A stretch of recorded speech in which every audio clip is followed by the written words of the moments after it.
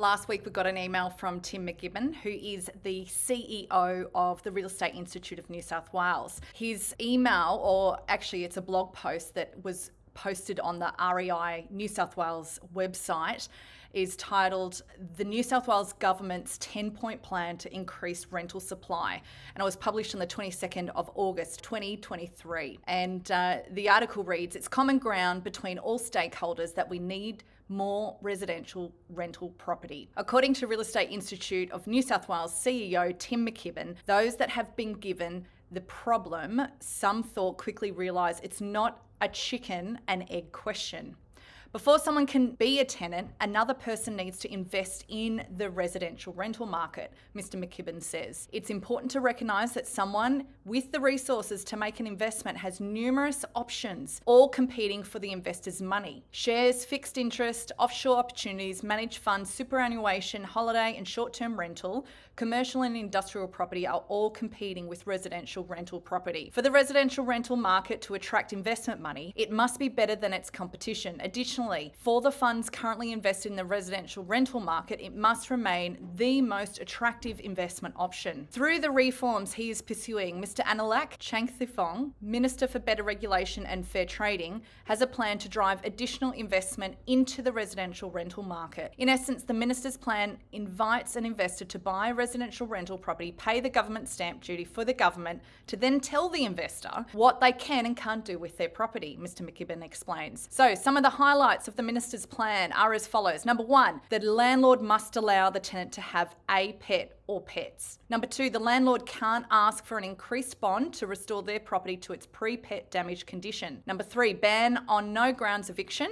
If the landlord wants to recover possession of their property, they will need to satisfy one of the reasons determined by government. Number four, if the tenant challenges the validity of the landlord's reason to recover possession of the property, landlord will need to go to NCAT with evidence in support for their reason. For example, let's assume the landlord lives in a regional area and needs treatment for cancer in Sydney. The landlord wants possession of their Sydney property and gives the tenant 90 days notice. If the tenant alleges that the reason is not genuine, then the landlord will need to provide evidence in court in support. In this case, presumably something from the landlord's oncologist.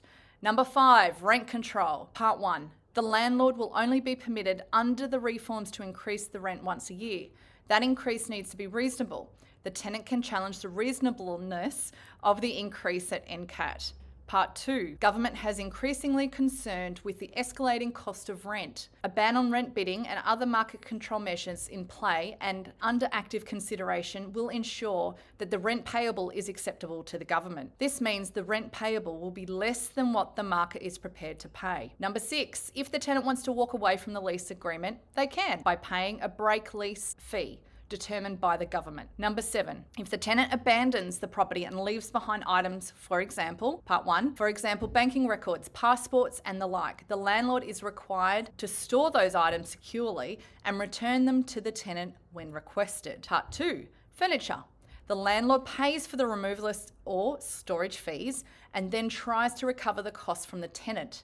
If the tenant doesn't want their furniture, then the landlord needs to get an order from NCAT for the disposal of the furniture. Number eight, both landlords and government agree that there must be no impediment imposed on a tenant who is at risk of domestic violence, escaping from that environment. However, if there is rent owing and or the property has been damaged, then government believes that it is appropriate that the landlord bear those costs rather than government. If the landlord lives interstate, then NCAT doesn't have the jurisdiction to hear disputes. In these circumstances, government suggests going to local court. However, this is an expensive and time-consuming option. So it's commercial decision whether or not it's worth pursuing the outstanding damage to the property, etc. Number 10, landlords will have no bond security at the commencement of a tenancy under the government's portable bond scheme. Two landlords will have one bond which covers two tenancies. They will have a competing financial interest in the same security, and their only recourse is to terminate if the bond isn't paid without any way to recover tenancy-related costs. Mr. McKibben says that the Minister's plan must address declining growth in the number of properties available for rent. We know that growth in the number of rental properties in the market has been decreasing. Alarmingly, the growth went negative in May this year for the first time in the market's history. history, Mr. McKibben says. Now, interestingly, the journal article goes on to actually state all the months with the number of bonds held by the New South Wales rental bond in 2003. It's actually increased